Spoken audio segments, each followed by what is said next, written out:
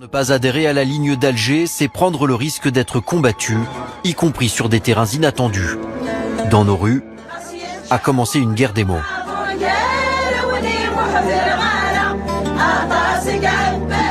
La pluie ne gâchera pas ce jour important pour Nadia Matoub. En septembre dernier, une rue de Drancy, en banlieue parisienne, est baptisée du nom de son mari, le célèbre chanteur Lounès Matoub. Figure emblématique de la Kabylie pour laquelle il a évoqué l'autonomie, sa si chère région, où le chanteur fut assassiné en 1998. La justice algérienne a condamné 2 personnes de la mouvance islamiste. Mais ce verdict a toujours été controversé.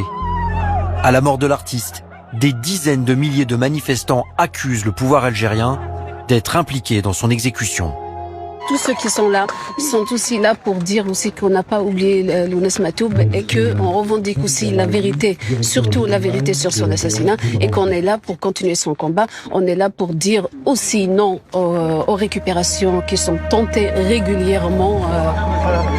Au cœur de cette bataille pour la mémoire, les plaques de rue.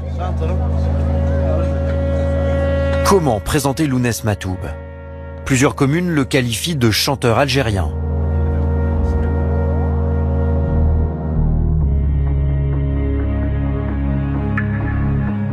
Mais Drancy a décidé d'écouter la veuve Matoub.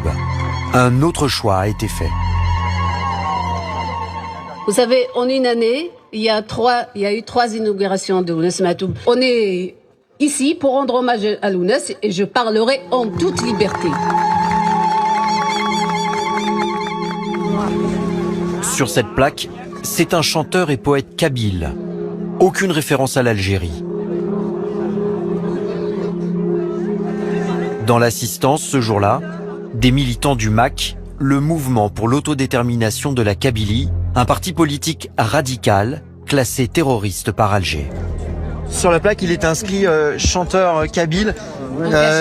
S'il avait été écrit chanteur algérien, ça vous aurait été égal? Ça aurait été la même chose? Personnellement, non. Pourquoi? Parce que je vous l'ai dit il y a quelques secondes, c'était le premier qui a parlé de l'indépendance de la Kabylie. Donc il se sentait pas algérien. C'est un Kabyle. Il a dit « Je suis Kabyle, assumons-nous ». Il a dit avec les autres, c'est l'incompatibilité totale. Donc c'était un Kabyle et aujourd'hui on ne peut pas le présenter en tant qu'Algérien. Moi je serais contre.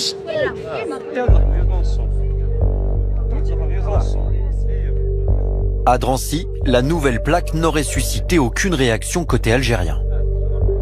Mais ce serait loin d'être le cas dans d'autres villes.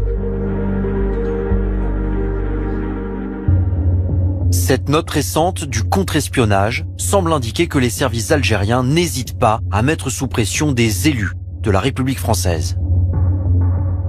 En novembre 2024, une conseillère municipale franco-algérienne d'une grande ville de région parisienne est invitée à se rendre au consulat de Créteil. Selon la note des services français, un agent la soumet à un entretien dans une ambiance oppressante pendant 2 heures. Il lui a reproché d'avoir inauguré une plaque de rue à la gloire du chanteur Lounès Matoub, mentionnant uniquement sa qualité de kabyle et non la nationalité algérienne. Il a exigé une rectification et un changement de plaque.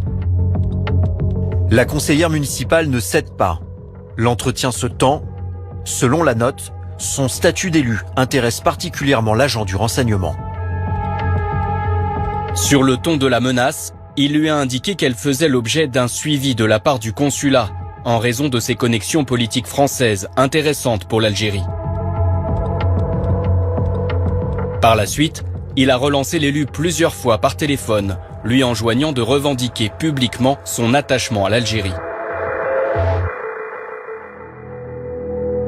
Nous avons joint l'élu qui aurait été victime de ce coup de pression. Elle ne sait pas qu'elle est enregistrée. Si elle refuse de certifier le récit du rendez-vous, elle nous confirme avoir été approchée par les services algériens. Et d'après son témoignage, elle est loin d'être la seule.